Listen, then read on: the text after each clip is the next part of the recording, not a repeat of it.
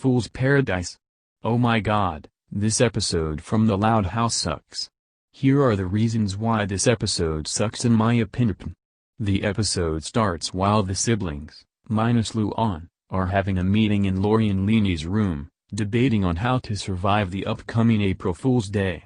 Lisa suggests cryogenically freezing Luan, but is left with horrified expressions, while Lana and Lola opt to wear prank-proof hazmat suits. As they continue to toss ideas around, Leanie comes across an ad in her magazine for a special clown camp, happening during April Fool's Day. Despite the high price tag, Rita and Lynn Sr. readily agree to the plan. At dinner, they present Luan with the offer, who is excited but is disheartened at the fact that the offer is only available on April Fool's Day. However, the family coaxes her into going, and Luan eventually agrees. After dropping Luan off at the camp, the family quickly drives off. As the family begins heading home, Vanzilla breaks down, so the family decides to spend the night at a convenient motel.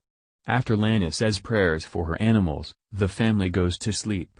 Unfortunately, Lincoln can't sleep, due to a cricket chirping noisily. He tries to turn on the light to find the cricket, but the switch he finds makes the TV blare loudly, to his family's annoyance. As Lincoln desperately tries to fix the problem, the whole room goes mad with malfunctioning appliances. Lana finally shuts everything down, finding the problem. It turns out the wires behind the switch are all mixed up.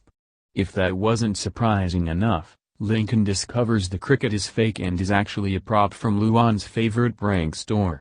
Rita tries to call Luan to prove that she can't prank them, but her daughter's voicemail sadistically confirms that everyone has fallen into her trap. As everyone begins panicking, pranks begin to befall onto the family. Lisa, claiming it's safer in the room, sits down on the bed, when suddenly, the bed folds in on her, trapping her in the wall. Lisa tells her family to go on without her. As the family runs on the pathway, the wooden boards begin breaking apart, causing Luna to fall into a giant block of gelatin. Lynn tries to help her, but Luna tells her family to save themselves, as she begins sinking into the gelatin. The family arrives at the lobby, but are afraid to open the door. The siblings vote who will open it by playing nose goes, the method of touching your nose to indicate you don't want to do something, and Leanie loses by touching her ear instead of her nose. She opens the door, and an inflatable clown flings her onto the motel sign, covered in flypaper, and modified with a laughing Luan neon sign. The family enters the lobby, where the employee gives them a key for a new room. Lola takes the key and enters the designated room, but it's actually a janitor's closet. Worse, a skunk sprays Lola, causing her to faint. Lana takes the key and heads off to the actual room. However, fearing that it could be like the prank Leanie fell victim to, grabs a janitorial cart, and rams the door down. However, she ends up falling into a pit full of pies. Unfortunately, Lana's face swells up, causing her to realize that the pies are filled with rhubarb, which she's allergic to. Lori, unable to take it anymore, jumps into Vanzilla to drive off, but the airbags deploy, causing her to lose one of her eyebrows. The family seeks refuge in the laundry room. As they hide, Lily spots a rattle on the floor, and begins waddling towards it, wanting to grab it. Rita, however, stops Lily from grabbing it. However, a bunch of laundry falls onto her, rendering her immobile. As the family attempts to leave, Lucy accidentally triggers a rope, causing some liquid to spill onto her. Suddenly, she completely turns white, realizing the liquid that spilled onto her was bleach. With Lynn Sr., Lincoln, Lynn, and Lily remaining, Lynn Sr. suggests on what to do next, but as they discuss, a fishing line snags Lily, and a monkey gets lowered into Lily's place. As Lynn Sr. tells Lynn to take herself and Lily to a safer place, the monkey begins attacking Lynn. Lynn Sr. tells Lincoln that they should head to the rooftop. However, Lincoln discovers his father looking at his arm in suspicion. Lincoln looks at his father's arm and discovers it's actually a list of all the places where they got pranked, causing him to realize that he was aiding Luan. Lynn Sr. escorts his son into a closet and admits that he was helping Luan. He explains that a few weeks ago, while taking a drive, Luan approached him, and said she needed help in pulling off her biggest April Fool's prank yet.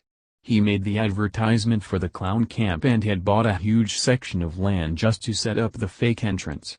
The van breaking down was actually due to one of Luna's fog machines, and Luan was observing them all along, not wanting to miss out on her family getting pranked. Luan is also revealed to be in disguise as the motel employee. When Lincoln questions why he did this, Lin Sr. says that Luan was going to give him a prank-free decade. Lin Sr. eventually breaks down, regretting taking part in Luan's schemes instead of going against her. Lin Sr. then realizes that he can redeem himself if he gets back at Luan, and Lincoln immediately goes along with his plan.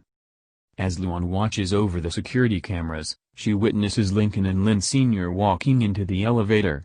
However, the elevator breaks down, and Lin Sr. calls Luan over the elevator phone to come and fix the elevator.